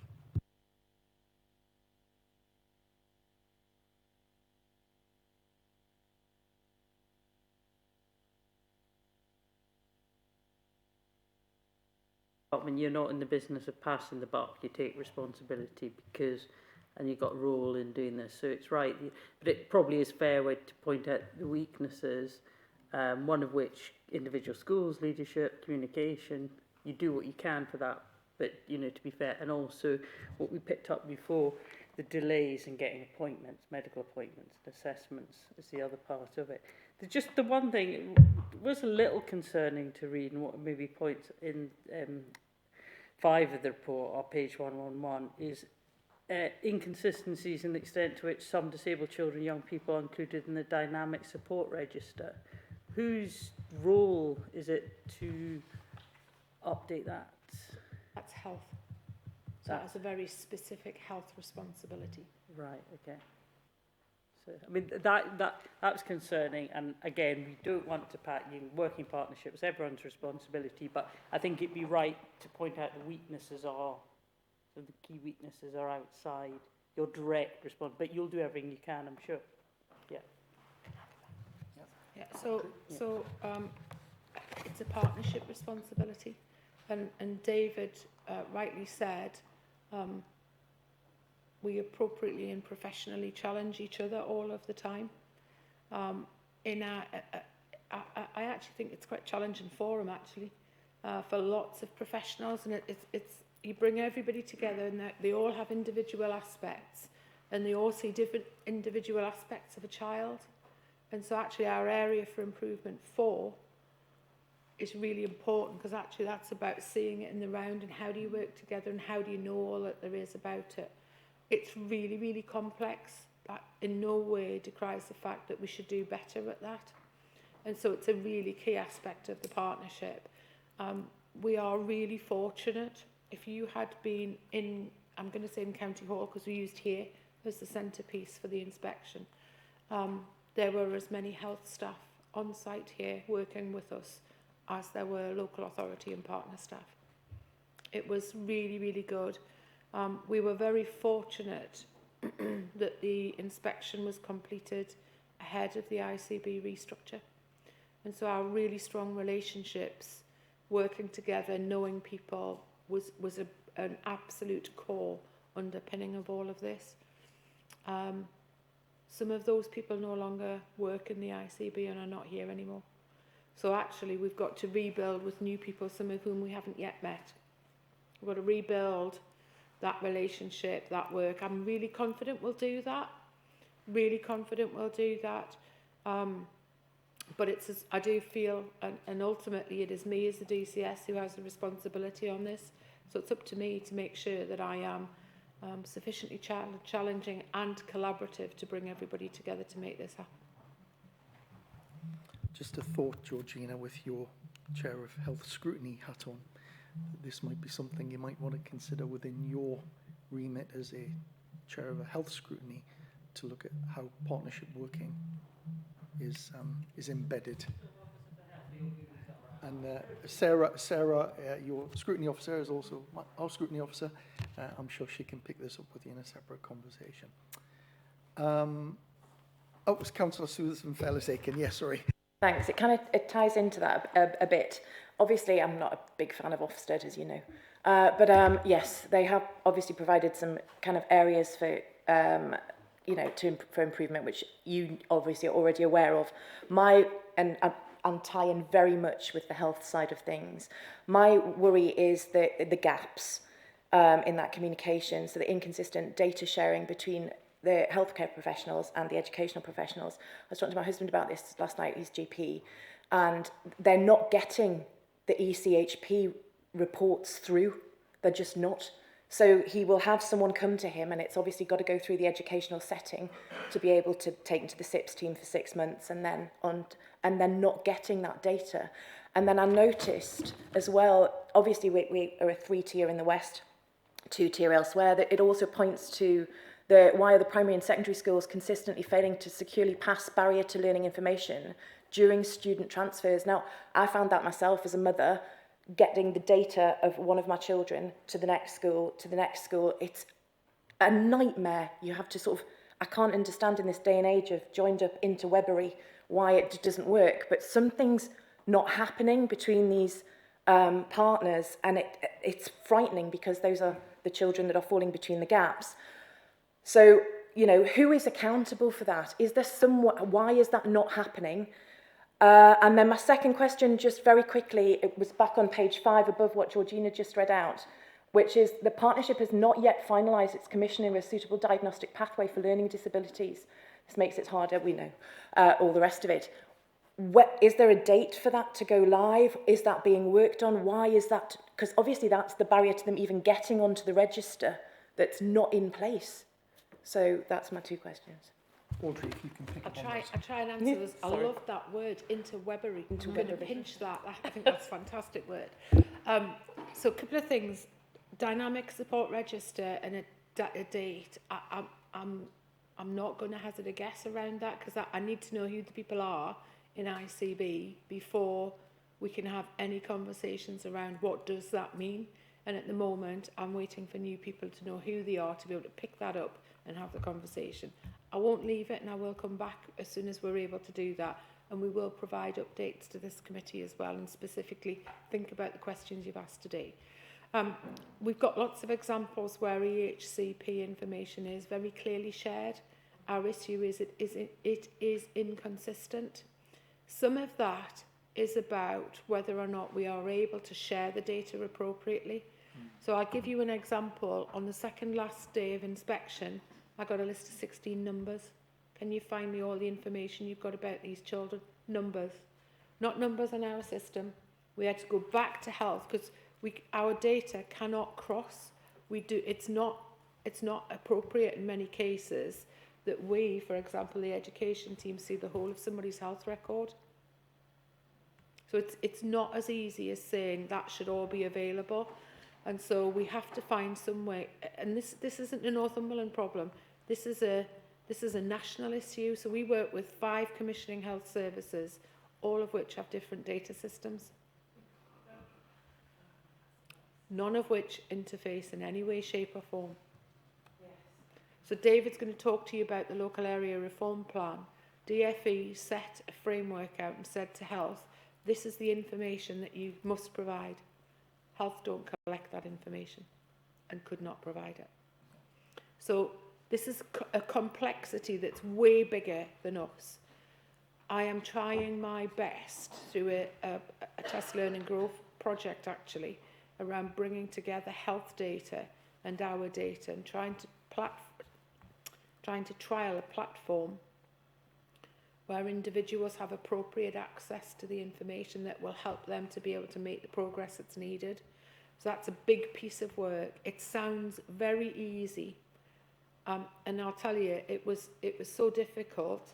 The lead inspector couldn't write the 4th area for improvement. She couldn't quite get right the sequence of the language for that one around the education, health and care information. So I wrote it. I wrote the 4th area for improvement, and I wrote it because actually I get it and I understand completely what it means.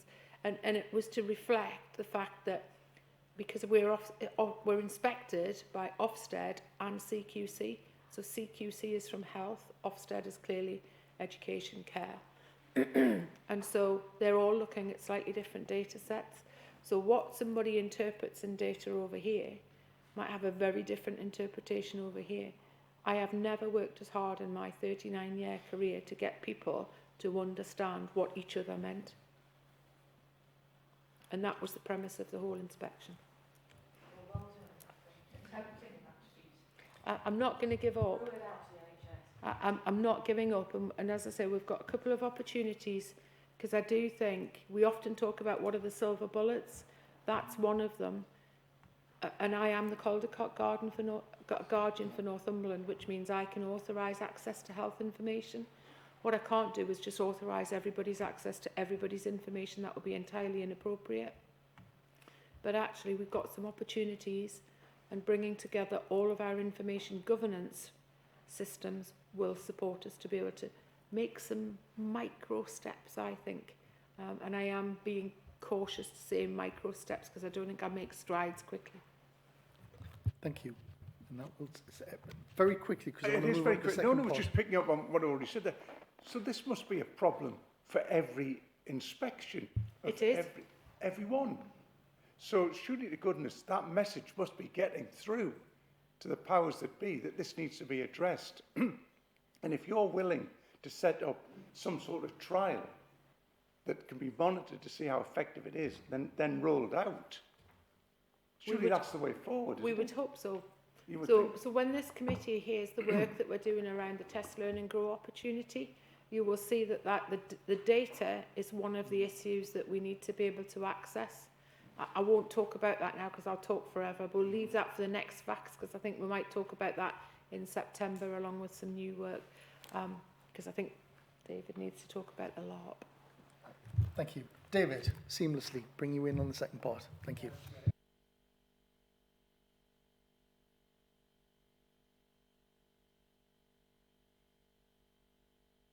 Loads and loads of links to the send place planning strategy. We could have done the reports in absolutely any order today. They're sort of parallel and intermingled with each other. One's no more important than the other. I think I did give a verbal update that we were involved in as a partnership, all partners involved in assessing where we were at, and we'd had a direction to write a local area reform plan.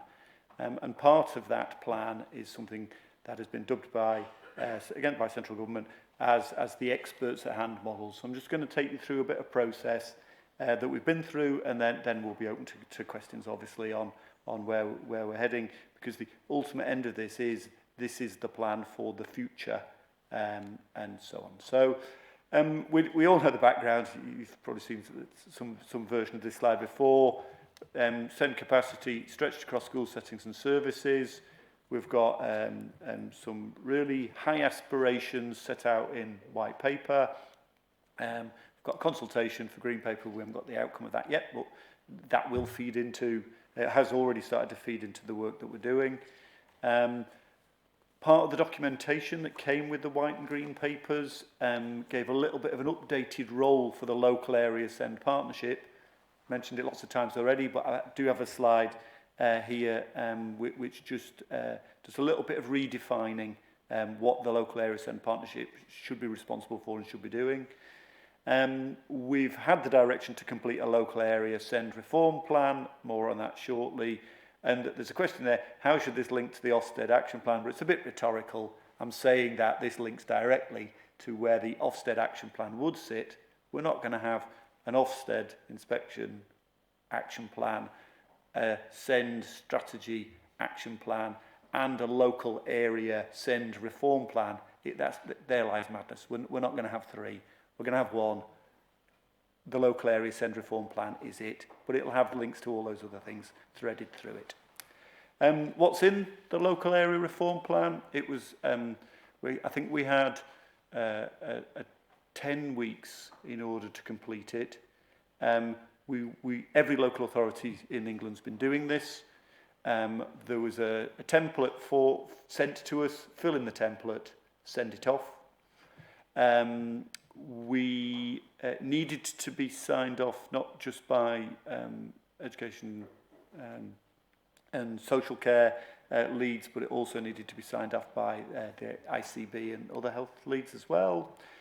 So though we had 10 weeks, it sort of felt a bit more like 8 weeks because we needed to get it to health for sign off as well. And then I think on the 20th of June, it was submitted. Local DFE helped us a lot and worked right across all the local authorities. The other local authorities in the northeast helped a lot because we talked to each other a lot about what we were trying to do and what we wanted to put into it and so on. So some really good team efforts. We had input from our partnership by I'm going to say good judgment, but some people may say, look, we had a workshop training day for the partnership at almost the same time the LARP landed, so we were able to engage directly face-to-face with 60, 70 people there. We also, there was also another tool that came out called a maturity matrix, which was a way of analysing where we were already, and we fed our Ofsted inspection outcomes into the maturity matrix, put together everybody's feedback from the matrix, which gave us some elements that needed to go into the local area reform plan. So the plan itself contains our SEND vision, identical to what we already had in our SEND strategy that was already in existence before any of this came up. There's some very specific plans about the next 3 years. So where are you now as a partnership? What does the white paper say you should be doing in 3 years' time, or what's your interpretation of how that should look in Northumberland? And then how are you going to get between where you are now and those white paper aspirations? A 3-year plan, a 2-year plan, the specifics of a 1-year plan, masses of data, huge spreadsheet, financial past, present and future projections, past, present, SEND outcomes and expectations again going forwards. How are you going to monitor us all? What's your governance arrangements like? Specifically, because probably one of the cornerstones, I'll talk about a bit shortly, the experts know, how are you going to support inclusive practice in the mainstream sector? As the white paper is targeting mainstream doing more, therefore meeting the needs of residents locally, which I don't think anybody's against in any way, shape or form, but how are you going to support the school? How will the partnership support the schools' early years settings and post-16 provision in order to do that? So lots in that. Section on capital investment, a little bit more on the next slide on that. Sue's open to loads of questions for that one later as well. Commissioning plans for special schools. Again, the SEND place planning strategy that was already in action, beautifully fitted into this plan here. So thankfully, even though it was a short time period, this wasn't new thinking. It was a new format and a different way of cutting the data, and that was a bit of a pain. But beyond that, we were able to describe where we were, because we know ourselves pretty well, and we know where we need to get to as well. And the other thing was we needed to propose an experts at hand model, which interestingly enough, the LARP was supposed to contain the details of exactly how we would do that and how it would be funded, but we didn't actually have the statutory guidance of what the experts at hand model should look like. So brilliant phrase, or brilliant, I'm not sure, I'm not taking it as my own, but we were definitely in this part of the world doing the jigsaw without the box. This little update, what the local area partnerships should be doing. So again, just always there in the background. Three sections. The top bit is showing leadership and governance. We were already onto that, so that was fine. Of this end system. Making sure that the resources available are working well together. And that's that integration between all professionals and partners as well, where to make sure that the resources, which everybody recognises have some limits to them, and therefore using them as effectively and efficiently as possible. And then the bottom bit, which is probably a little bit more at the forefront now because of this guidance than it was before, and it's really, really focusing on the mainstream offer. So that's what we should be doing. Is there any money to do this? I know a number of you will have already have that first question. There is a bit more money. Am I saying it's loads and we're awash with money and brilliant? We can really possibly not, but we absolutely are very focused on making sure that the funds that are additional are used to make additions to what we're currently delivering and making improvements across the board. So the first one is Northumberland is a tiny fraction over £2 million, which is has two directions. It's that £2 million is providing 200,000 to expand local authority capacity. So interestingly enough, the current LARP plan, which was entered in January, mentions a couple of data posts to ensure the cooperation between education, health and social care outcomes are well coordinated, known, and also reported back to DFE to be fair as well. So there's an example of a small amount of where that money is proposed to go at the moment.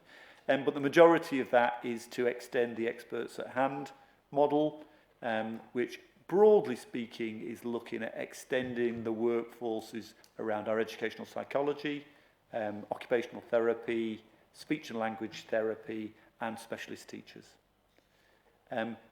I'll just give you a rough example. Currently, the partnership from its current funding levels spends about £5 million in that area every year. And so we've got an additional 1.8 million, which is percentage-wise a good increase, and certainly will be very well put to use. There's some funding that has already been allocated, but is mentioned in white paper documentation, that is in the gift of social care, and that's some additional funding around Best Start Family Hub funding, and some of that is earmarked specifically to some SEND roles. So we're obviously keep working with partners to make sure that's allocated as appropriately as possible. High needs capital funding, this is not new money, so this isn't in addition. We already knew this was what was available, it's what we've used in the past, but the new guidance is saying you've got 3.3 million, but really we want you to spend it on inclusion basis in mainstream schools. Now, Sue and the team will be creative, of course, they always are, but interestingly enough, the fact that our send place trialling strategy already was pushing at the door of more inclusion bases, we were sending the money there anyway, but we've certainly got direction to do so. There's an inclusive early years fund, which has been allocated already directly to early years settings. even though by the time it's been shared out for some, you know, if you're a single childminder with 2 kids, you know, you've probably got an extra 400 quid. And so there could be some thought in terms of going exactly how is that going to help. But early years team have been on it as ever and have produced some guidance of where you might productively invest the money, that whether you're a small nursery, a childminder, or a large school with a nursery, where you might direct that funding in order to have a best impact. So there's some guidance and support gone along with that, which is great. Schools in Northumberland have got an additional allocation of £2 million. Again, collectively, small rural first school might get £6,000, and again, you might say, how is that going to make that much difference? But some of the larger schools, you know, we're looking at tens of thousands of pounds, and to do something additional to support inclusive practice. There is some encouragement, not mandatory, but some encouragement within the white paper to ask schools possibly to pool some of that money. And some of our academy trusts, I'm sure, will do that. And I also will be encouraging some of our new alliances, who, again, might be a group of small schools together, but if this is extra money, we're not asking them to take a cut in the rest of the budget. But actually, if you did pool that across your alliance, suddenly you've got £75,000, maybe between 8 or 9 schools, but you know, now you've got that much money. How would that be a good investment to support your teachers across the alliance? And I think working together is it's the way to make the money stretch as far as humanly possible. Then the last piece of funding listed on this slide is there is a fund which is called a deficit reduction fund. Across the country, the allocations to school budgets, including the high needs block in particular, are overspending. We've reported here before the figures that were out there. 3 years ago we were at net nil. It's now about £20 million of deficit. The deficit reduction fund will come into play. Should come into play. And what that will mean is a 90% reduction in that deficit. So it's our overdraft will be reduced by 90% to all intents and purposes, which obviously is to be welcomed. It's not new money to Northumberland. We've already spent the money. I mean, we've spent it on supporting almost exclusively, if you look back over the 3 years, where's the extra 20 million we're spending gone? It's gone in top up. So the deficit we have has been spent on supporting young people in schools in Northumberland. So to a degree, I would suggest it's been well spent. It's a shame that it's led to a deficit, but there it is. But actually, here's a methodology to get some of that lifted, which I think is positive. Council as well are putting aside funds to cover the rest of the deficit. So we should get to a position where we're at a bit of a net nil.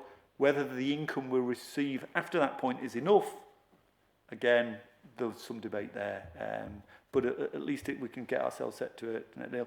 Having said that, that money will only be released if the local area reform plan is agreed. And it is currently going through 6 rounds of quality assurance. Should we pass the 6 rounds of quality assurance, which I'm very much hoping that we will, but should we get to that position, then it will be signed off, I think, by Secretary of State, and therefore the deficit reduction fund will be allocated. We at some point in the autumn term will know where we are. I probably won't sleep until then. A little bit more detail, a couple of slides, and then open to questions. So the experts at hand, this is a new terminology. Some of us like it, some of us don't. But it's as it's listed in the white and green paper proposals. We already have a system of experts at hand that's been running in Northumberland for multiple years. At one point in time, it was only accessible to schools if they paid an SLA for it. But 5 years ago, I think, if my timing's correct, we actually made it universal and free to all. That was a strong suggestion from SEND officers, which was fully supported by Schools Forum at the time. I think a very bold move, but recognising the increase of need in SEND at that point, and I think we've benefited from that. Schools and young people have benefited from that massively since that point. But they're saying an extra £1.8 million, and this needs to be spent in addition to what is currently available. Some local authorities don't have what I've just described available at all. They're starting from scratch here. We're not. This is looking at additionality to what we've already got. But the money must be spent on serving schools and settings with advice, guidance, training and coaching. It should be staffed by specialists from education, health and social care. It should be further enhanced by our special schools and AP. It should be additional and complementary to any current services. It should support universal and targeted delivery in mainstream settings, very mainstream focused. And it should be designed to serve locality needs. And so we have to think about how we need to organise those localities. In order to develop that, we work with a huge range of partners in the timescales that we've had, all partners, and sought views. We've reviewed the current support systems, already done, using some questionnaires which have gone to settings, schools, teams, leads, and a number of parents as well.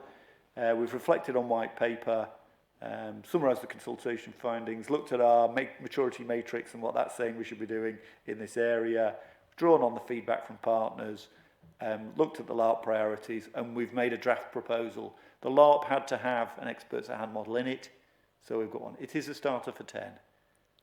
Some of it will materialise, some of it, the practicalities won't. The timescales is get it in.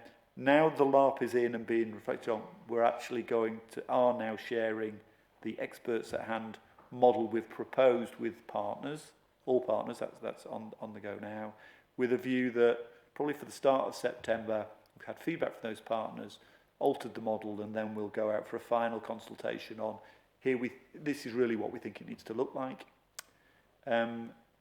You won't be able to read this on the screen, but I would advise that when you get the papers and bits and pieces, you have a look at this slide. Credit to the DFE. This is of all the thousands of documents that have come out revolving around white papers and et cetera, et cetera, et cetera. This one slide, in my humble opinion, is by far the most important. It's really good. It's a fantastic pictorial representation of how experts at hand should look. There's a lot of this that already exists in Northumberland, but we also have some gaps which we need to fill, and the plan has to, the LARP plan has to fill those gaps, and it can do so using our experts at hand model, which will be based on something like this, but will be Northumberlised in order to meet needs as appropriately as possible. I think that's it for the presentation. We're open for questions. David, thank you very much for that. Open it up to questions. Go on, Mr. Hodgson. How long does the funding last for? Is it up till the end of this Parliament? A good question. We've obviously had the figures for year one, specifically, hence why I could put them in there. When I started writing the LARP plan, we didn't have the numbers, but partway through the numbers turned up, so we're trying to design a plan without knowing the background, but we do know the background now for year one, and the expectation is that similar amounts will be following for the next 3 years. Audrey, did you want to come in? I was going to say, but we haven't got that confirmation yet. So if they don't fund it, does that mean the local authority will have to step in? So I think we're in a really strong position because we already operate this model. My view is the biggest challenge, because the experts at hand are pretty defined roles around occupational therapists, speech and language therapists, really specialist. I'm not sure where they're all coming from nationally, because that's the next biggest challenge. When you look at some of the health data, I might have this, I can't remember if it's occupation therapists or speech language therapists. There is expected to be a 40% reduction from their latest workforce survey due to retirement. So, you know, we will continue, you have my guarantee and commitment, we will continue to work as hard as we can within the funding envelopes, within the parameters that we've got some control over. It's not going to be straightforward. It sounds wonderful. We'll continue at least the bare minimum of what we've already got now and build up without doubt. I think that's a question I'll wait to answer throughout the year, but you've got my commitment, we're not letting go. And we will bring an update back on this because I'm conscious it's obviously something which is of interest to everyone. Are there any other questions for David on this? No? You can go ahead, you can ask me anything you want, Audrey. Fire away. It's not a question, I suppose, actually. It's 6 months ago we did a Send Deep Dive for facts where we invited all members, I think, at the time.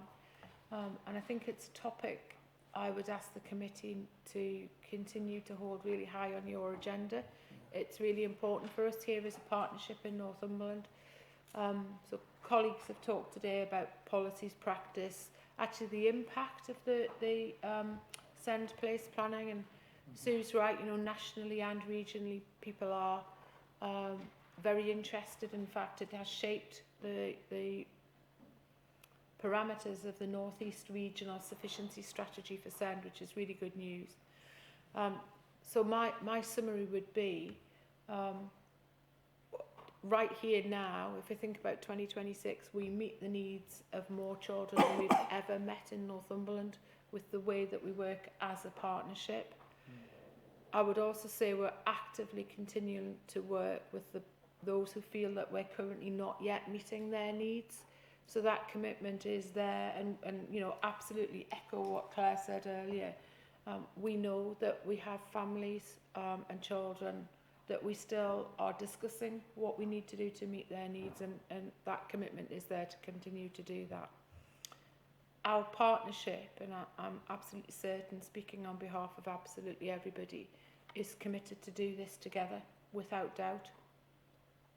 I think we are really, really fortunate. You know, I am really privileged to work not just with my colleagues, but the wider partnership. And actually across the North East, so Chair is right, I chair the North East Send and Education across all 12 authorities. Actually, to my left is Claire, who also chairs the Regional Parent Caring Forum. So Northumberland has some strong voices, and Claire and I have different hats on in a different meeting next week, and are working together around what that would look like. So that commitment is really strong, and I would just like to echo that. A huge thank you to everybody, but a real privilege to sort of take some leadership in that role. Good. And just pointing out in your report on 6.2, it does say that normally an Ofsted action plan requires a formal process for addressing, but facts are asked to acknowledge that there is a process alteration because we've got the LARP process underway.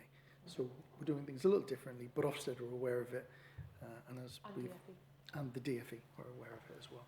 So we've got permissions to do that, and I think that's actually probably a better process. So on that basis, I think we are happy to move progress on to the reports of the Scrutiny Officer with the forward plan. Sarah, over to you. Thank you, Chair. So it's just to note the forward plan and the work programme, and also to let you know that a task and finish group is going to be set up on smartphone use in Northumberland schools. There will be a scope report done that will be taken to the first meeting. And now we're going to ask you who would like to attend this, and I'm going to hand back to you, Chair, for that part. Thank you. So this is, I know, Suzanne, I don't think you've ever mentioned this before, have you? Ever. So what we are, it will be chaired by Councillor Horncastle, because it's a task and finish group. And what I'm looking for is people who are interested in being part of that task and finish group. So you can either tell us now, or you can send an email to myself and to Sarah, and we will include you in the task and finish. David, do you want to come in as well? Yeah, there's been quite a lot of progress made in this area by some of the schools in the West, actually. So it's probably worth letting a couple of head teachers know, and if it would be possible that they could join the group, that would be, I think, really advantageous. I think that would be sensible to do that. And obviously, given what seems like it was an announcement 2 weeks ago that the government are moving to a social media ban for under 16s, we just need to make sure that we kind of get this coordinated. Audrey as well.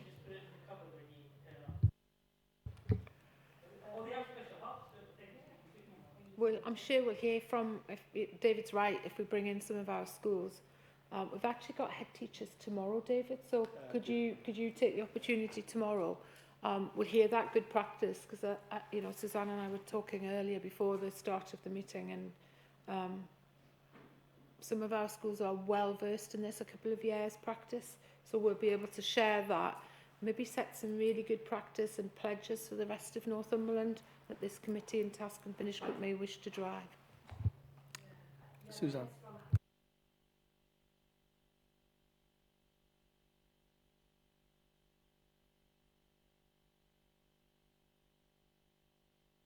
From the councils who've implemented it down south. I think there's been 3 councils who've done trials.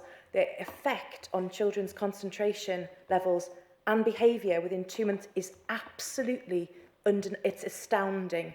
And I just think, I've been working also with the smartphone-free childhood people who she's very keen to be involved. I sent an email through to Audrey and Wayne about it, and they're really good. They've got like a pledge. It's not a full-on thing or, you know, any kind of ban. It's just a pledge not to have them in classrooms. I mean, we don't take drugs and alcohol into classrooms, so we don't need to take phones. It's just as simple as that.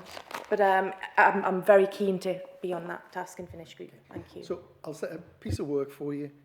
By Friday, can you please send an email to Sarah and myself indicating you're interested in being on that task and finish group by this Friday? So basically, you've got like 24 hours. Because if you're interested, you'll be able to do it. And I know the terms of reference will be set, but one of the big issues, and I know we're talking about secondary schools here, is early year providers, and particularly with our health visitors with newborns, because the number of times that I go out and I see families and very small children shoved with a very pretty or pink tablet in a corner to amuse them is worrying, because they're just not being mentally stimulated. But that I'm sure will come out in the terms of reference. Right. Okay. So please, by tomorrow, if you can let us know if you're interested, and then we'll let everyone know what the details and dates are for that. Audrey, was there anything else you wanted to add to that? Yeah, Chair, just in terms of forward plan. So I am really conscious that we have almost a statutory set forward plan. The reports that we bring to you, we are required to bring to you. That's great. Over the last year, David, Vicky and I have talked to you about all of the changes in children's. There's a lot of policy change, the speed and pace at which that's coming at us. And so, Chair, I'm suggesting to you that Vicky, David and I take that statutory list and work with Sarah and yourself, particularly around updating Family and Children's Scrutiny Committee around not just the changes, but what we've done and how we've implemented the changes in Northumberland. There's some significant work. And I suggest we get that ready so that actually the September facts, our next one, already starts to pick up the statutory plus one of those, and we'll do those over time next year. And just to pick up on your last comment, so we've got a number of things. We've got our Family First Partnership, Family Hubs, our good level of development work with the best, give every child the best start in life, our regional care cooperative, our new regional our redeveloped regional fostering pathfinder work.